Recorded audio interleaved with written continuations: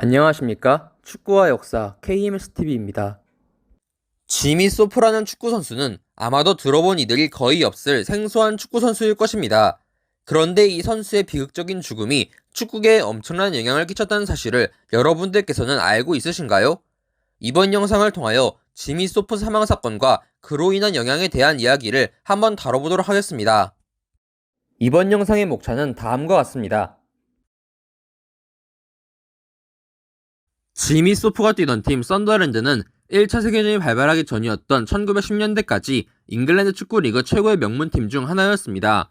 하지만 1차 세계대전 종전 이후 썬더랜드는 우승의 문턱을 앞두고 준우승의 고배를 마시거나 심하면 10위권대에 머무르는 등 다소 아쉬운 시즌들을 연달아 보내고 있었죠. 그런 썬더랜드에 지미 소프가 입단한 시기는 1930년으로 그로부터 2년 뒤인 1932-33 시즌부터 지미 소프는 팀의 주전 골키퍼로 자리매김하게 됩니다. 1934-35 시즌 승점 4점 차이로 리그 준우승에 머물렀던 썬더랜드와 지미 소프는 절치부심하여 1935-36 시즌 리그 1위를 달리며 선전하는 모습을 보여주었고 리그 14라운드 기준으로 2위 허더저필드 타운을 상대로 승점 격차를 6점으로 벌리고 있었습니다. 아직 시즌이 끝나기까지는 일정이 많이 남은 상황이었으나 썬더랜드와 지미 소프는 23년 만에 리그 우승을 차지하기 위하여 모든 것을 불사르고 있었고 그러던 와중에 25라운드에서 썬더랜드는 첼시와 맞붙게 되었습니다.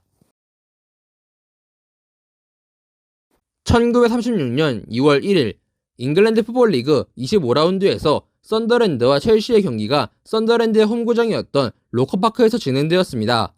전반전 경기는 팽팽하게 진행되었습니다.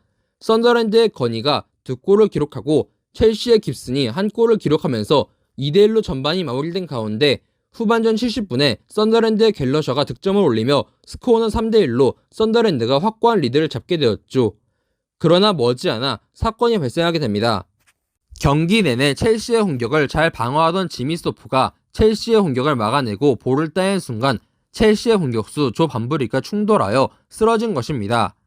지금은 상상도 되지 않겠지만 당시에는 골키퍼가 볼을 핸들링하고 있어도 공격수가 강제로 빼앗을 수 있었기 때문에 이 충돌은 다른 첼시 공격수들의 개입을 불러왔습니다. 지미 소프가 볼을 잡은 채로 쓰러지자 조 반브릭을 포함한 3명의 공격수가 지미 소프로부터 공을 빼앗기 위해 발길질을 해댔고 이 과정에서 지미 소프는 머리와 목, 상체를 가격당했습니다. 이러한 행위는 다른 썬더랜드의 수비수들이 급히 달려오기 전까지 지속되었는데 당시 주심은 첼시 선수들의 해당 행위에 대한 제재를 내리지 않았습니다.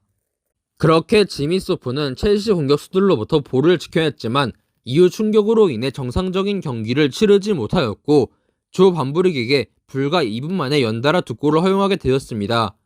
이 과정에서 한 골은 지미 소프의 실수로 인한 실점이었고 다른 한 골은 썬더랜드의 수비수 버트 존스톤이 지미 소프에게 백패스한 것이 빌미가 되어 이루어진 실점이었죠. 지미 소프는 경기를 끝까지 치렀습니다. 당시에는 선수 교체 규정조차 없었기 때문이었죠. 정상적인 상태가 아니었지만 그럼에도 지미 소프는 투혼을 불태워 경기를 3대3 무승부로 마무리 지었으나 사건의 후유증은 심각했습니다. 지미 소프는 3개의 갈비뼈가 부러졌고 머리에 심한 멍이 들었지만 곧바로 병원에 가지 않은 채로 집에 돌아갔습니다. 유감스럽게도 그것은 옳은 판단이 아니었죠. 그는 집에서 쓰러지고 말았고 그의 아버지에게 발견되어 병원에 입원하였지만 결국 2월 5일에 사망하였습니다. 지미 소프의 사망 원인은 당뇨병으로 촉발된 심부전과 발작 그리고 심장마비로 전해지고 있습니다. 당시 의료기술이 현대의학에 비해 부족한 것도 있었지만 부상을 입었음에도 불구하고 즉각 병원에 가서 치료를 받지 못한 것이 크게 작용하였죠. 그의 나이는 고작 22살이었고 세상을 떠난 그에게는 아내 메이와 3살짜리 어린 아들 로니가 남아 있었습니다. 충격적이게도 지미 소프가 그렇게 끔찍한 부상을 당했음에도 불구하고 지미 소프가 사망하기 전까지 지미 소프에 대한 언론의 반응은 혹독했습니다. 언론들은 해당 경기에서 썬더랜드가 승점을 잃은 것은 불안정한 플레이로 인해 실점한 지미 소프 때문이라면서 그를 비판하였죠. 그러나 지미 소프가 사망했다는 소식이 전해지면서 여론은 반전되었습니다. 지미 소프의 상황에 대한 심각성을 모르고 그를 기재했던 언론과 기자들은 일제히 애도의 뜻을 밝히며 사과문을 올렸고 사건에 대한 조사를 요구하는 여론이 조성되면서 FA에 의해 사건에 대한 조사가 시작되었습니다.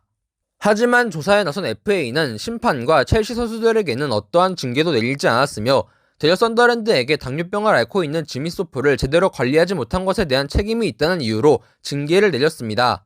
물론 이에 대해 썬더랜드는 반발하였지만 이후에도 징계에 대한 판결이 크게 달라지는 일은 없었죠.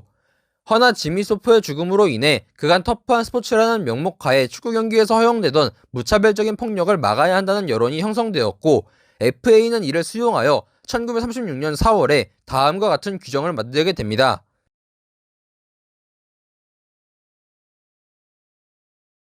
즉, 지미 소프의 죽음을 계기로 골키퍼 보호 규정이 탄생한 것입니다. 이는 축구 역사를 통틀어 골키퍼라는 포지션에게 가장 커다란 영향을 준 규정으로, 이 규정으로 인하여 현재 수많은 골키퍼들이 보다 안전한 환경에서 축구를 할 수 있게 되었죠. 지미 소프가 사망한 사건으로 인해 굉장한 충격에 빠져 있었던 썬더랜드였으나, 썬더랜드는 남은 시즌을 잘 마무리하여 23년 만에 리그 우승을 차지하는 데 성공하였고, 미망인이 된 지미 소프의 아내 메이와 아버지를 잃은 어린 아들 로니를 초대하여 그들에게 우승 메달을 전달하였습니다. 준비한 내용은 여기까지입니다. 시청해주셔서 감사합니다.